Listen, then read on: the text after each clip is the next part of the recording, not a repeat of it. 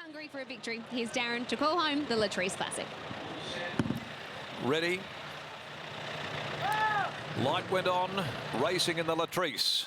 Ms. Lecky is the first of them away. Pike is booting up with Perfect Jewel, though. Wants to hold a spot somewhere near the pace early on.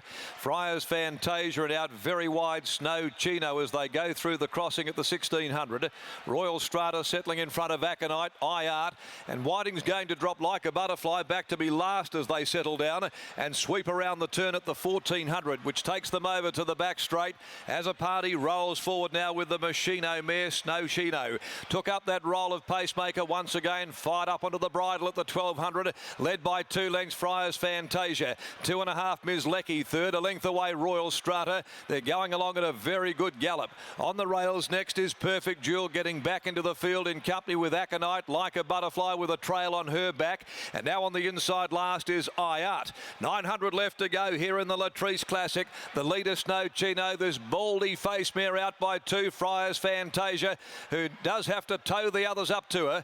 Further back running third in the clear Ms. Lecky. Over a length behind them then Royal Strata. On the fence Perfect Jewel, a length Aconite being heeled along by Turner. On the rails iArt and Whiting takes off with Like a Butterfly, but Snow Chino's established a break and he's got a rolling coming to the 450. It's Snow Chino leading by 2 Friars Fantasia. Royal Strata sets after the leader. In behind them then Perfect Jewel coming away from the fence by Pike. He's biding his time. He's in 2 minds to go to the inner the outer. She's not going well enough, I don't think, although she's starting to pick up now. Aconite is further back like a butterfly. Now Pike goes to work. Perfect Jewel ranges up to Royal Strata, grabs the lead. Aconite runs on. Pike back on board.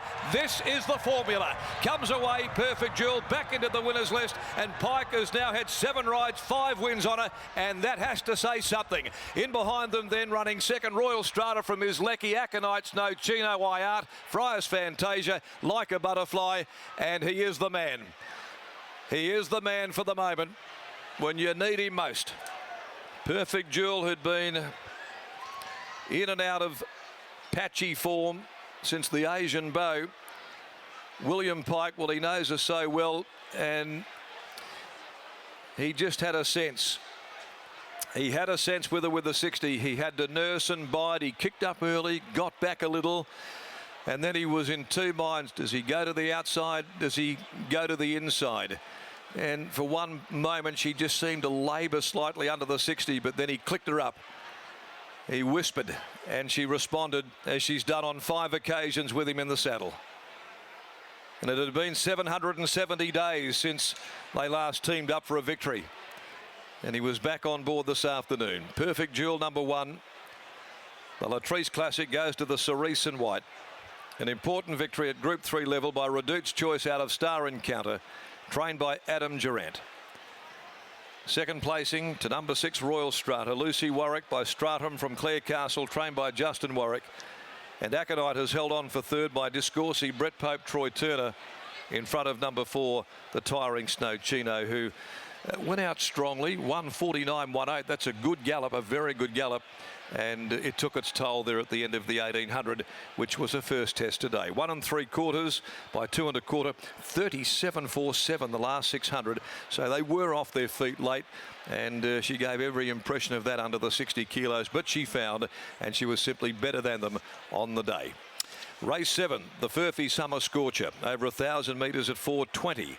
And there are no changes to the next on the card. Brittany Taylor's about to be joined by Bob Peters, who again will be eyeing another Perth Cup. He chases his 9th today with those 3 runners, of course, coming up. And we'll get to get his comments here on this winning mare, who's back today after such a long absence out of the winner's circle. And that's where we find this pair right at the moment. Britt? It was a William Pike special. He just gets on with this horse so well. You called it. He was in 2 minds whether to go the inside, the outside, and in the end, she's able to get home with 60 kilos on her back. It's been 770 days since she's been able to come into a stall like this, Bob. You must be very proud of her effort. Yes, she paid the price for winning a very good race as a 3-year-old, and she's had to carry big weights ever since, but she's a few little things that she does wrong in her races. The minute the jockey holds on to her at all, she puts her head in the air and gets into trouble. But today she had a good flowing run because the pace was on, and that's good to see that at least there's some speed in this race. It can be very uncomfortable to watch her at times when she does get that little bit fierce. Were you comfortable in running, watching her today, and how Willie was able to make her settle? Once I saw those two go out in front that far and they were going along quite fast, that was good to see. What's in store for her future? Does she race on this year and then head to the breeding barn at the end of next? Oh, I'd say she'd definitely be going to the breeding operation to, August, September next year, but there might be some other races in the winter for her. Well, congratulations on this victory. Perth Cup coming up, 3 chances. Who is the best of your 3? I don't know. I'd like to.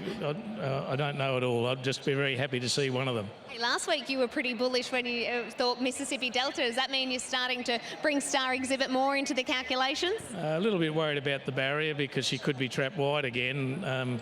If she'd drawn a good barrier, I would have been with her, but not now. Well, best of luck. 3 great chances. Thank you. Bob Peters and Scott Embry catches up with William Pike. I've got Willie Pike, Brett. It doesn't normally take this long to get him on a Saturday. Pikey, she looked to really appreciate the hot speed today. Yeah, she's got a little bit angry as she got a little bit older, and she wants to just flick her head a bit. So the speed helped her with that. I didn't have to touch her mouth, and she was happy. Watching her last start for Peter Hall, she got her head in the air. She didn't really want to go any way that he directed her. How was she in the run for you? Well, as I said, just tempo related. Because I had a good barrier and a good tempo, I really just got to jump and leave my hands on her neck and let her do the rest. Going forward to the Perth Cup, Mississippi Delta, the big question, where do you think that you'll end up in the run? Somewhere between first and last. Thanks for the help, Pikey. Good luck in the Cup. Thanks, mate. Always very good, Elvis Pikey, and he threw everything at Perfect Jewel and gets her home after 770 days. And a run of seconds for the Cerise and White today ends Perfect Jewel winning the Latrice Classic. Up next is a very exciting race in the Summer Scorcher. Really looking forward to seeing Fabergino, the Liverpool Grey, in action. We'll take a break on Thoroughbred Central. Back with more soon.